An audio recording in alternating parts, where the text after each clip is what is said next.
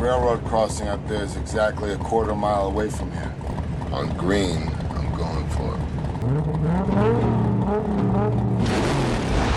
Feel the blood creeping up from the heathens. Got will, got fight, got pride, got reason. If they wanna go eat, then you know I'm gon' feed them. If you come up 안녕하세요, 카이카즈입니다. for a demon, I got eyes. 오늘은 분노의 질주 시리즈에 대해 이야기해볼까 합니다.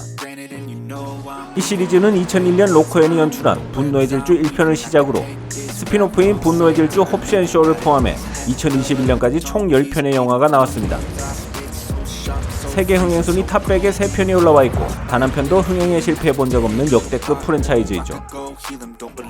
그러나 캐릭터들이 죽었다 살았다를 반복하는 억지스러운 전개와 개나 줘버린 개연성, 그리고 어디서 본 것 같은 흔하디 흔한 플롯으로 완성도는 절대로 좋다고 말하기 힘듭니다. 그럼에도 불구하고 분노의 질주 시리즈는 어떻게 많은 사람들에게 사랑받을 수 있었을까요? 분노의 질주 시리즈의 스토리는 사실 1편부터 허접하기 그지없었습니다. 1편의 스토리는 1991년에 나온 폭풍 속으로와 비슷한데요. 은행 강도에서 달리는 트럭을 터는 도둑으로 바뀐 점 정도가 다르죠.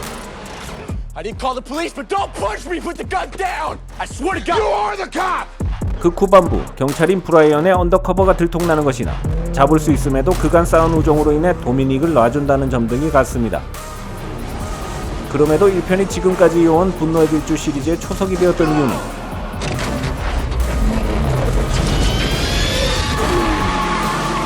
바로 자동차 액션이죠. 1편 분노의 질주는 지금까지 본 적 없었던 화려한 스트릿 레이싱 세계로 관객들을 안내합니다. 자동차의 엔진음과 힙합 음악, 거기에 화려한 영상이 더해져 영화를 보고 나오면 스포츠카를 타고 나온 것처럼 아드레날린이 솟구치죠. 분노의 질주는 3,800만 달러로 제작해 2억 달러 이상을 벌어들여 그의 세계 흥행순위 19위에 오르는 기염을 토합니다. 비록 2편인 패스트 앤 퓨리어스 2는 흥행했지만 슈퍼스타가 되었던 빈 디젤이 빠지게 되면서 분노의 질주 시리즈의 행방이 묘연해졌습니다. 그러나 3편 패스트 앤 퓨리어스 도쿄 드리프트부터 합류하게 된 저스틴 린 감독이 이 시리즈를 부활시키죠. 분노의 질주 시리즈는 4편을 기점으로 레이싱이 초점이었던 기존의 액션을 벗어나 본격적으로 블록버스터의 면모를 갖추기 시작합니다.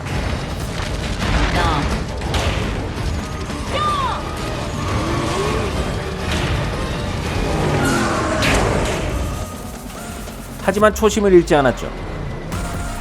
이 시리즈는 거의 모든 액션 시퀀스가 자동차와 연관되어 있습니다.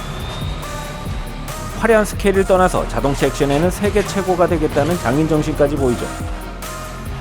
시리즈가 거듭될수록 거대해진 스케일뿐만 아니라 조악한 스토리를 상쇄시킬 정도의 액션의 디테일과 참신함은 타의 추종을 불허합니다. 이제부터는 분노의 질주 시리즈의 대표적인 자동차 액션들을 되짚어보며 그 이유에 대해 알아보겠습니다.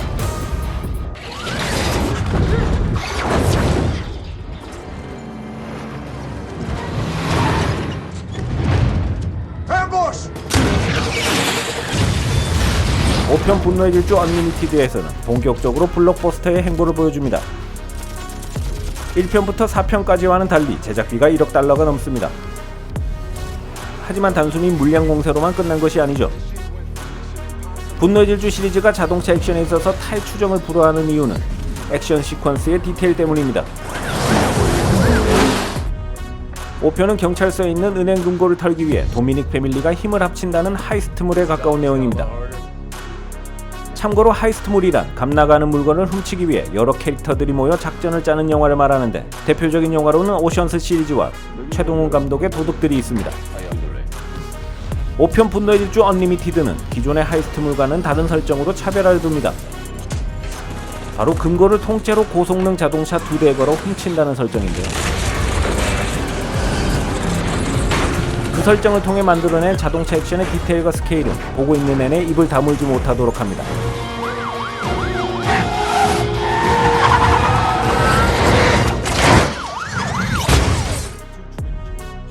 게다가 CG를 최소화해 대부분의 촬영을 실제 도로를 통제해 부서뜨려가며 날 것의 액션을 뚝심 있게 보여줍니다. 자동차로 할 수 있는 액션은 이 영화에서 다 했다고 생각했지만 사실 여러분도 저도 알다시피 매번 그 한계를 스스로 깨부수죠.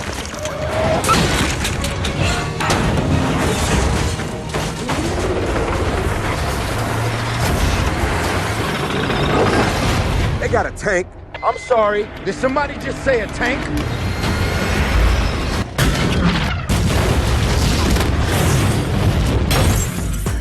(6편) 분노의 질주 더 맥시멈은 전작의 흥행에 힘입어 제작비가 1억 6천만 달러로 늘어났으며 자동차 액션의 한계를 보기 위해서라도 꼭 봐야 할 영화로 자리 잡았습니다. 6편의 악권은 바로 악당 오웬 쇼가 경찰들과 도미닉 패밀리로부터 도망치는 장면이죠. 쇼는 플리카라고 불리는 차를 타는데요. F1 차량을 개조해 차량 앞부분에 경사로를 만들어 다가오는 차를 뒤집는 용도로 만들어진 특수 차량입니다.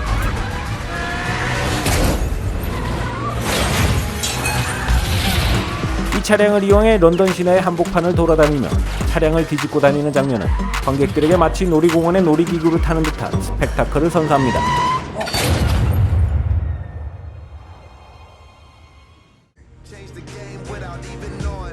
And you'll always be my brother. Started out small to a real bond, 'cause we're brothers first, 'cause we're 포로커의 유작인 7편 분노의 질주 더 세븐은 스토리상 최악으로 말이 많았던 작품이지만 세계 흥행 순위 20위 안에 들어갈 정도로 초대박 흥행을 했고 다시 한번 역대급 자동차 액션을 보여줍니다. 극중 도미닉 패밀리는 신의 눈이라는 프로그램을 훔치기 위해 그 프로그램에 들어있는 스포츠카를 찾는데요. 문제는 그 차가 아부다비의 초고층 빌딩에 있었고 도망치는 과정에서 자동차에 탄 채 옆 건물을 향해 질주합니다. 초고층 빌딩을 거의 날아서 넘어가는 이 장면은 미션 임파서블 4편 중 톰 크루즈가 부르즈 할리파에서 보여준 아찔한 장면의 자동차 버전 같은 모습을 보여줍니다.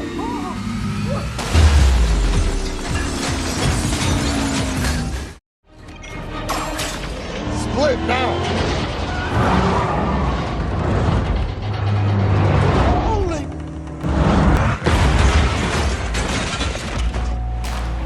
이제 땅에서 할 만한 자동차 액션은 다 했다고 생각했지만 분노의 질주의 자동차 액션에는 끝이 없죠. 8편 분노의 질주 더 익스트림의 극중반, 해커인 사이퍼는 러시아 국방부 장관이 휴대 중인 핵발사 암호 코드를 탈취하기 위해 뉴욕 시내에 있는 거의 모든 자동차를 해킹해 그들을 공격합니다. And here they come. Ouch.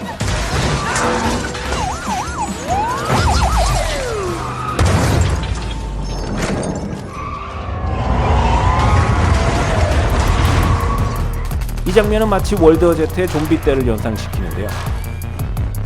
주차 빌딩에서 떨어지는 좀비 찻대를 보고 있으면 황당하면서도 그 아이디어의 참신함과 그것을 실현시키는 제작진의 뚝심이 느껴질 정도입니다.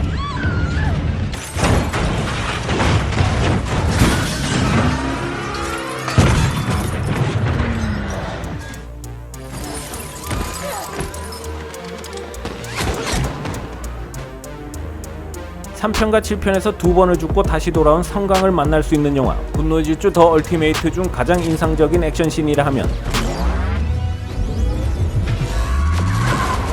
바로 자석을 가지고 만드는 전대미문의 자동차 액션씬이죠.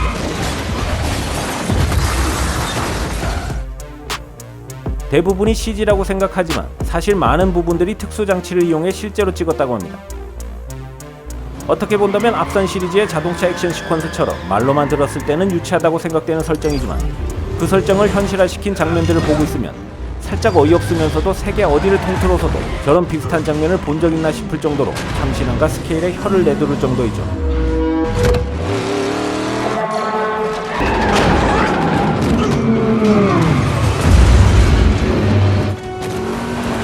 과거 5편 얼리미티드 초반 도미니카 브라이언이 기차에서 훔친 차로 강에 떨어지는 장면을 봤을 당시가 떠오르는데요.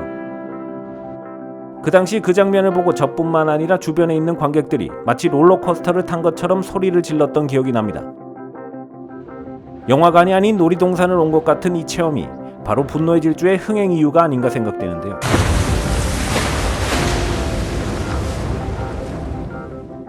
사실 영화는 처음에 스토리라는 것이 없었습니다.